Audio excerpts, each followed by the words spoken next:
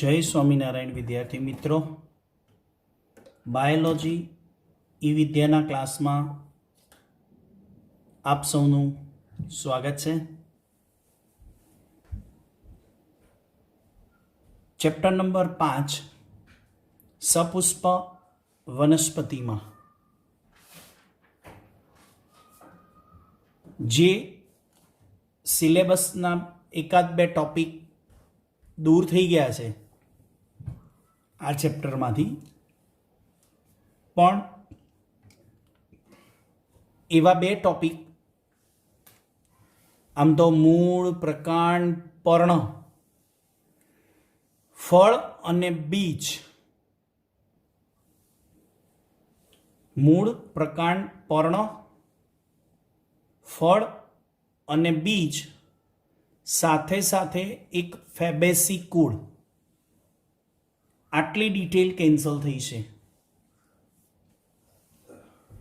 પણ મૂળ, પ્રકાંડ, પર્ણ તો આપણે ઓલરેડી જ્યારે બોર્ડની સૂચના પ્રમાણે કેન્સલેશનનો સર્ક્યુલર આવ્યો એ પહેલાં આપણે કમ્પ્લીટલી સ્ટડી કરી ગયા છીએ અને કોઈ પણ શીખેલી વસ્તુ વ્યર્થ નથી જવાની.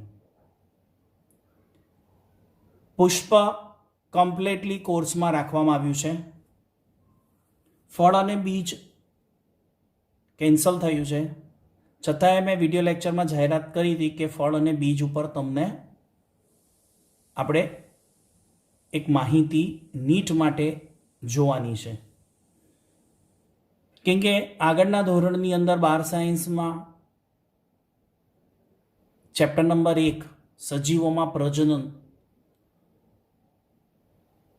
પ્રોડક્શન ઇન ઓર્ગેનિઝમ, એની અંદર ફળ અને બીજની માહિતી આવવાની છે પાછી. પણ અહીંયા આપણે ફળ અને બીજ શીખી જઈએ એટલે ત્યાં આપણને વધારે સમજવામાં મુશ્કેલી ન પડે. તો ટોપિક છે 5.6 ફળ, જેને ઇંગ્લિશમાં આપણે શું કહીએ છીએ? ફ્રૂટ કહીએ. એ ફળ એ શું છે? ફળ એ સપુષ્પ વનસ્પતિ છે. એ સપુષ્પમાં કોણ આવે? આવૃત અને અનાવૃત, એન્જિયોસ્પર્મ અને બીજી અનાવૃત અને આવૃત. તો એમાં ફળ એ કોની લાક્ષણિકતા કહેવાય? આવૃત બીજધારી વનસ્પતિની લાક્ષણિકતા કહેવાય. કેમ? અનાવૃત બીજધારીમાં ફળનું નિર્માણ નથી થતું, એટલે કમ્પ્લીટલી પુષ્પ, સુવિકસિત પુષ્પની રચના માત્ર આવૃત બીજધારીમાં જ થાય છે મિત્રો. અનાવૃત બીજધારીમાં સુવિકસિત પુષ્પ નથી કે જેમાં વજ્રપત્ર, દલપત્ર, પુકેસર, સ્ત્રીકેસર, એ અનાવૃત બીજધારીમાં નથી. એવા પુકેસર અને સ્ત્રીકેસર સુવિકસિત હોય ને એવું માત્ર ને માત્ર આવૃત બીજધારીમાં જ છે. એટલે ફળ એ કોની લાક્ષણિકતા કહેવાય? આવૃત બીજધારીની. હવે ફલન બાદ તો આવૃત બીજધારી વનસ્પતિમાં તમને ત્રીજા ચેપ્ટરમાં શીખવાડ્યું બેવડું ફલન, ડબલ ફર્ટિલાઇઝેશન. એ બેવડું ફલન જે શીખવાડ્યું ત્યાં આપણે એવું શીખવાડ્યું હતું કે એક ફલન થાય ત્યારે ભ્રૂણનું નિર્માણ થાય અને જે બીજું ફલન થાય છે એ ભ્રૂણપોષનું નિર્માણ કરે છે. એટલે અહીંયા એમ સમજવાનું છે કે આવૃત બીજધારી વનસ્પતિમાં ફલન થયું, ફલન થયા બાદ જે બીજાશય છે એ બીજાશય એ ફળમાં રૂપાંતર થાય અને જ્યારે બીજાંડ છે એ બીજ બને. એટલે તમને એક રફ આકૃતિ દ્વારા સમજાવવાનો પ્રયત્ન કરું કે કોણ ફળ બનશે અને કોણ બીજ બનશે.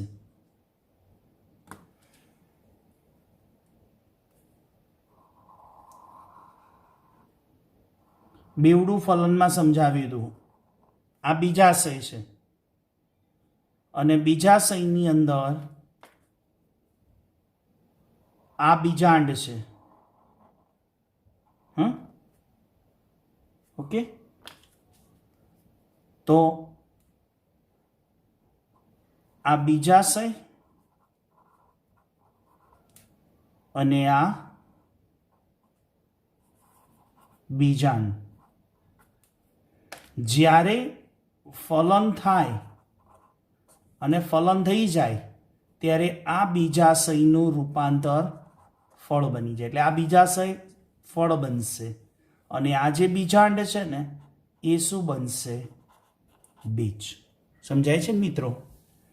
ફલન બાદ બીજાશય ફળ બને અને બીજાંડ બીજ બનશે. હવે આપણે બે વસ્તુ ટોપિકમાં શીખવાની છે.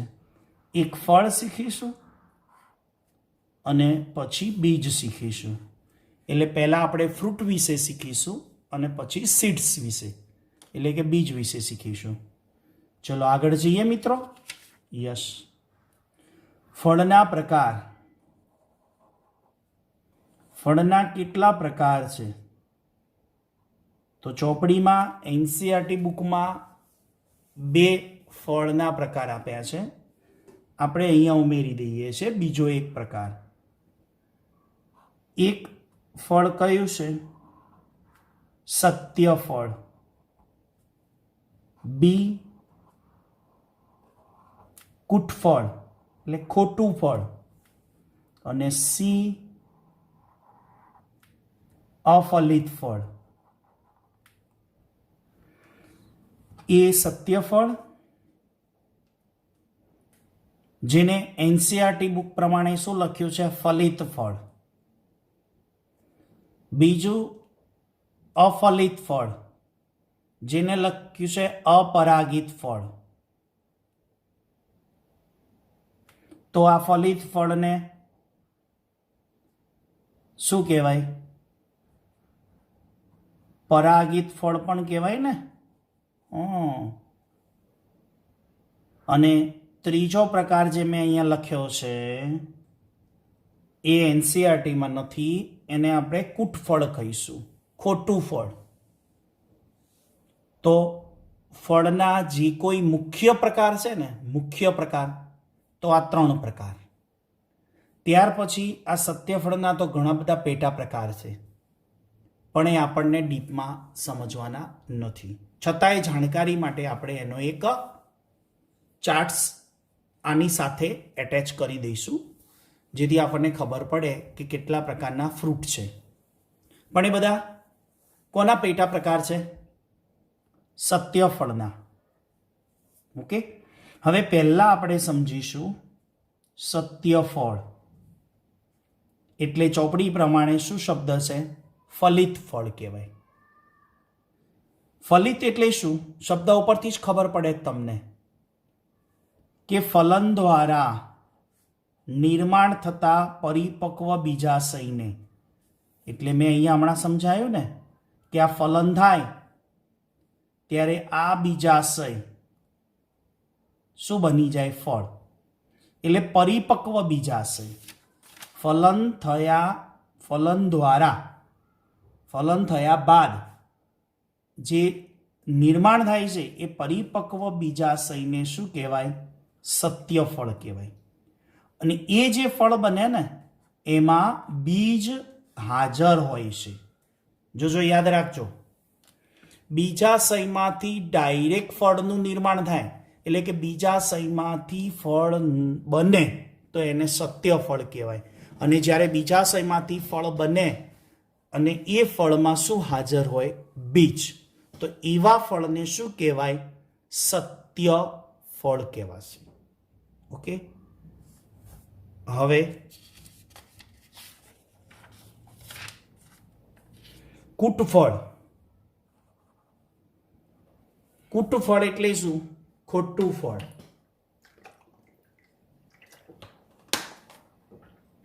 ખોટું ફળ એટલે બીજાશયમાંથી જ ફળ નિર્માણ થાય, બીજે ક્યાંયથી ફળ નિર્માણ ન થાય. એટલે વ્યાખ્યા શું બનશે કૂટફળની, જેને આપણે નીટમાં પકડીને સમજીએ, કેમ કે એ ચોપડીમાં નથી. બીજાશય સિવાયના પુષ્પના અન્ય ભાગો, જો બીજાશયમાંથી નિર્માણ થાય છે તો એને આપણે સત્ય ફળ કહીએ છીએ, ફલિત ફળ કહીએ છીએ, પરાગિત ફળ કહેવાય. એટલે 3 નામ થયા. સત્ય ફળ ઇઝ ઇક્વલ ટુ ફલિત ફળ ઇઝ ઇક્વલ ટુ પરાગિત ફળ. એટલે પરાગનયન થાય, પરાગનયન થાય પછી બેવડું ફલન થાય, બેવડા ફલન પછી બીજાશય ફળ બને, એટલે એને ફલિત ફળ કીધું અથવા પરાગિત ફળ કહેવામાં આવે. જ્યારે કૂટફળ છે એમાં બીજાશય સિવાય પુષ્પના અન્ય ભાગો જેવા કે 1 પુષ્પાસન કે 2 પુષ્પા અક્ષ, પુષ્પાસન હોય કે પુષ્પ અક્ષ હોય, એમાંથી જો ફ્રૂટ બને તો એ ફ્રૂટને શું કહેવાય? કૂટફળ કહેવાય. બીજાશય સિવાય અન્ય ભાગોમાંથી, પુષ્પના અન્ય ભાગો, પણ એવા અન્ય ભાગો કયા?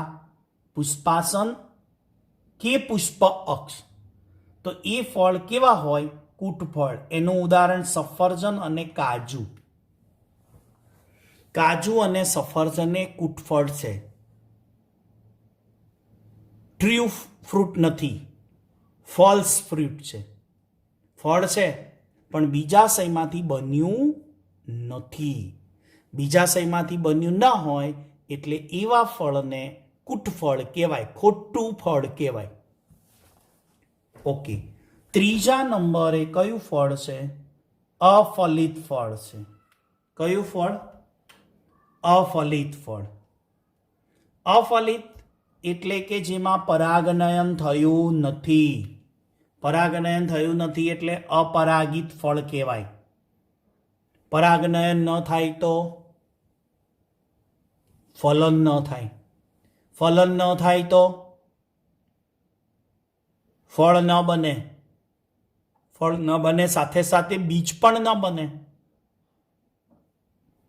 પણ કુદરતે એક એવા ફળનું પણ નિર્માણ કર્યું છે કે જેમાં ફલન થતું નથી પણ ફળ બને છે. એટલે વ્યાખ્યા શું લખીશું? ફલન વગર, ફલન વગર બીજાશયનું ફળમાં નિર્માણ થાય. ફલન વગર બીજાશય ફળ બની જાય. એટલે પરાગનયન નહીં, ફલન નહીં થાય, બેવડું ફલન નહીં થાય, છતાંય ફ્રૂટ બની જાય. હવે જો એવું ફળ બને ને મિત્રો, તો એવું ફળ ખાવાની બહુ મજા આવે. કેમ? ફળ છે પણ એ ફળ આંખો બંધ કરીને ખાઓ ને, પણ તમને ક્યાંય વચ્ચે ફળ ખાતી વખતે કે કાપતી વખતે ક્યાંય બીજ ના મળે. કેમ? ફલન થયા વિના ફળ બની ગયું છે. એટલે એવા ફળને અપરાગિત ફળ કહીશું. એટલે એમાં બીજ હોતા નથી. એટલે કે અફલિત ફળમાં બીજ કેવું છે? ગેરહાજર છે. હવે આવા ફળ ખાવાની બહુ મજા આવે. ઉદાહરણ કયું? તમારે શોધવાનું. એવા ફળના નામ તમારે મને કોમેન્ટ બોક્સમાં લખવાના છે. બરાબર? રેગ્યુલર ઉપયોગમાં આવે છે. આપણે કોમેન્ટ બોક્સમાં શું લખશો? એવા ફ્રૂટ લખવાના કે જેમાં બીજ હોતું નથી. બરાબર? 2 થી 3 નામ છે. કોમેન્ટ બોક્સમાં લખીને જણાવશો. આ તમારા માટે હોમવર્ક, યુટ્યુબ ઉપર હોમવર્ક. ચલો આગળ વધીએ. તો ફળ છે એને ફળના ભાગો કયા હોય, અથવા ફળના ભાગો કો, અથવા તો એ ભાગો દ્વારા ફ્રૂટને અલગ પાડી શકાય. એક ભાગ છે ફલાવરણ, એ ફળનો મુખ્ય ભાગ જ કહેવાય. પછી ઘર અને પછી બીજ. આપણે કોઈ ફ્રૂટ ખાઈએ, બરાબર, સફરજન છે, ચીકુ છે, કેળા છે, ટામેટા છે, કાકડી છે, આ બધા હું ફ્રૂટના નામ આપું છું. તો એ ફળના ભાગોમાં ફલાવરણ, ઘર અને બીજ એમ 3 ભાગ પડે. ફલાવરણ એ શું છે? તો ફલન બાદ બીજાશયનું જે બીજાવરણ છે, જે અહીંયા સમજાયું ને મેં, આ બીજાશય છે. આ બીજાશયનું આ બહારની તરફ શું છે? બીજા આવરણ છે. એ ફલન થાય ત્યારે બીજા આવરણ શું બની જાય? ફલાવરણ બની જાય. ઓકે, તો ફલન બાદ બીજાશયનું બીજા આવરણ એ ફલાવરણ બને છે. અને એ જે ફલાવરણ છે, આગળ વધીએ, એ ફલાવરણ આખા ફળમાં 3 પ્રકારે વહેંચાયેલું છે. એક બાહ્ય ફલાવરણ, બીજું મધ્ય ફલાવરણ, ત્રીજું અંતઃ ફલાવરણ. કયું કયું? એક બાહ્ય, એક મધ્ય અને એક અંતઃ ફલાવરણ. એ મેં આગળના હમણાં ટોપિકમાં લખી જ દીધું કે પહેલું ફલાવરણ છે એ ફલાવરણ તરીકે ઓળખાય, એ જાડું અને માંસલ. મધ્ય ફલાવરણ જે આપણે ઘર કહીએ, ખાવાનો, આપણે માવાદાર ખાઈએ છીએ એ ભાગ, અને અંદર જે ઠળિયા વધે એને બીજ કહીએ, એને અંતઃ ફલાવરણ કહીશું. હવે અંતઃ ફલાવરણને આધારે ફ્રૂટના 2 પ્રકાર પડે, એક અસ્ટીલ ફળ અને બીજું અનસ્ટીલ ફળ. ચોપડીમાં અસ્ટીલ જ આપ્યું છે, અનસ્ટીલ આપ્યું નથી. પણ અસ્ટીલ શીખીએ એટલે જોડે અનસ્ટીલ શીખવું પડે. હવે હું તમને સમજાવું મિત્રો. જુઓ, આમ તો ફળને 3 ભાગમાં વહેંચી કાઢીએ ને, તો એ 3 ભાગ કયા? એક બાહ્ય ફલાવરણ, બીજું મધ્ય ફલાવરણ અને ત્રીજું અંતઃ ફલાવરણ. તો હું તમને અસ્ટીલ અને અનસ્ટીલ જે ફ્રૂટ છે ને એની એક ઉદાહરણની કમ્પેરિઝન કરું. ચલો, અહીંયા કેરી અને નાળિયેર છે, રાઈટ? અહીંયા ટામેટા અને કાકડી છે. ઓકે, હવે તમારે કેરી લેવાની અને ટામેટા લેવાના, બરાબર? કેરી ખાવી હોય તો ઉપરથી શું ઉતારશો? કેરી ખાવી હોય તો એમને આખી ખાઈ શકાય છે, પણ જનરલી આપણે કેરી ખાઈએ તો ઉપરથી શું ઉતારી દઈએ? એની સ્કીન, એની ચામડી, એની ત્વચા. કેરીને છોલી નાખીએ ને. યસ, કોઈ પણ ફ્રૂટ હોય એને ઉપરની જે ત્વચા છે એ ત્વચાને આપણે શું કહીશું? બાહ્ય ફલાવરણ. જો મિત્રો, ત્વચા છે ને એ બાહ્ય ફલાવરણ છે. કેરીમાં આપણે ઉતારીને ખાઈએ છીએ, જ્યારે ટામેટા અને કાકડીમાં સાથે ખાઈ જઈએ છીએ, ચીકુમાં ચામડી સાથે ખાઈ જઈએ છીએ. ઘણા ફ્રૂટ એવા છે કે જેનો ત્વચા એટલે કે બાહ્ય ફલાવરણ આપણે ખોરાકમાં ઉપયોગ કરીએ છીએ, અને ઘણા ફ્રૂટ એવા છે કે જેની ત્વચા આપણે પહેલાં એને કાઢી નાખવી પડે, પછી જ ફ્રૂટ ખાઈ શકાય. સમજણ પડે છે ને? ઓકે, તો આપણે કેરી અને ટામેટાની કમ્પેરિઝન કરતા હતા, જેથી આપણને અસ્ટીલ અને અનસ્ટીલનું ખ્યાલ આવી જાય. આગળ પણ એક વિડીયોમાં મેં કીધું હતું અનસ્ટીલ ફળ આવી હતી વાત. ક્યારે? કુળની અંદર. ત્યારે મેં એ વખતે કીધું હતું અનસ્ટીલ ફળ શું છે એ ફળના ટોપિકમાં તમને ક્લિયર કરી આપીશ. તો એ ટાઈમ આવી ગયો છે. ઓકે, આગળ વધીએ. તો કેરીમાં ત્વચા ઉતારી દઈએ છીએ, રાઈટ? અને ટામેટામાં ઉતારતા નથી. એટલે બંનેમાં બાહ્ય ફલાવરણ શું થયું? ત્વચા. ઓકે, આગળ. પેલામાં ઉતારીએ છીએ અને પેલામાં ઉતારતા નથી, એટલો ફેર છે. બાકી છે તો બંનેમાં બાહ્ય ફલાવરણ તરીકે ત્વચા હોય. આગળ મધ્ય ફલાવરણ બરાબર ધ્યાન આપીએ. બંનેનું મધ્ય ફલાવરણ. હવે કેરીનું મધ્ય ફલાવરણ જે આપણે માવો કહીએ, ઘર કહીએ, એ તો આપણે જમીએ છીએ, એ તો આપણે ખાઈએ છીએ. ટામેટાનું પણ અંદર રસદાર છે ને, અંદર બધો ઘર છે, પાણી જેવો, અંદર માવો, જેને આપણે કહીએ મધ્ય ફલાવરણ, જે આપણે ખાવા લાયક હોય. એ ખાવા લાયક જે ભાગ હોય ને ફ્રૂટમાં, ફ્રૂટની અંદર જે ખાવા લાયક ભાગ હોય ને એને મધ્ય ફલાવરણ કહેવાય. આગળ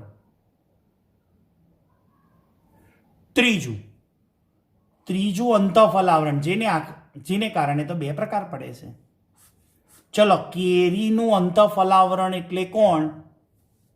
કોઈ પણ ફ્રૂટનું અંતઃફલાવરણ એટલે કોણ? બીજ. ચલો, કેરીનું બીજ કોણ? ગોટલો. એ ગોટલો કેવો લાગે? એટલે કે મીન્સ ગોટલાને ખાઈ શકાય? કેરીના ઠળિયાને શું કહીએ? ગોટલો. ગોટલો ખવાય? દાંત વડે ચવાય? ના. પણ ટામેટાની અંદર નાના નાના બીજ નીકળે છે, જે ઠળિયા નીકળે છે, એને ક્યારે ટામેટાના ઠળિયાને તમે ફેંકી દીધા? ના. કેમ? ટામેટાના બીજને તમે ખાઈ જાઓ છો. કેમ? કે ટામેટાના બીજ કેવા છે? નરમ છે. જ્યારે કેરીના બીજ મજબૂત અને સખત છે. એટલે જે ફળના અંતઃફલાવરણ એટલે કે બીજ સખત અને મજબૂત હોય એ અસ્ટીલ કહેવાય, અને જેના અંતઃફલાવરણ એટલે કે અંદરના બીજ એ નરમ હોય એ શું કહેવાય? અનસ્ટીલ ફળ કહેવાય. That's clear? ઓકે. તો અસ્ટીલ ફળમાં કેરી ને નાળિયેર, જ્યારે અનસ્ટીલ ફળમાં ટામેટા ને કાકડી. તો આ માહિતી હતી ફ્રૂટ વિશેની. આગળ નેક્સ્ટ ટોપિકની ચર્ચા કરીએ એ પહેલા અફલિત ફળ જે હમણાં વાત કરી એને ઇંગ્લિશમાં નામ શું લખ્યું છે ચેક કરજો. અફલિત ફળને પાર્થેનોકાર્પિક કહેવાય. ઇંગ્લિશમાં પાર્થેનોકાર્પિક કહેવાય. અને આ જે ફળ ઉત્પાદકો છે ને, જે ફળ બનાવે છે, બાગાયત પાક બનાવે છે, એ લોકો હંમેશા શું કેવા ફળ બનાવવાનું ભવિષ્યમાં વિચારી રહ્યા છે? પાર્થેનોકાર્પિક, કે જેમાં ફળમાં બીજ ના હોય. કેમ એવું? કે આપણે શાંતિથી જમી શકીએ ને, ફળને ખાઈ શકીએ ને. કેમ? ખાતી વખતે વચ્ચે આપણને બીજ નડે નહીં, અને ક્યારેક કાપીને ખાવા હોય તો વચ્ચે ઠળિયા નીકળે નહીં. એટલે હંમેશા બાગાયત પાક લેનારા ખેડૂતો, ફાર્મરો હંમેશા કેવા બીજ બનાવવાનો પ્રયત્ન કરે છે? જેમાં ઠળિયા ન હોય, બીજ ના હોય. પાર્થેનોકાર્પિક અફલિત ફળ. તમારે કોઈ પણ એક ઉદાહરણ કોમેન્ટ બોક્સમાં લખવાનું છે, અથવા મિનિમમ 1 અને મેક્સિમમ 2, અને જેને 3 આવડે 3 લખજો. ઓકે. તો આ વિડીયોને અહીંયા પૂર્ણ કરીએ છીએ ફળ ઉપરની માહિતી લઈને. તો આવતા વિડીયો લેક્ચર સુધી સૌ વિદ્યાર્થી મિત્રોને HP સરના જય સ્વામિનારાયણ.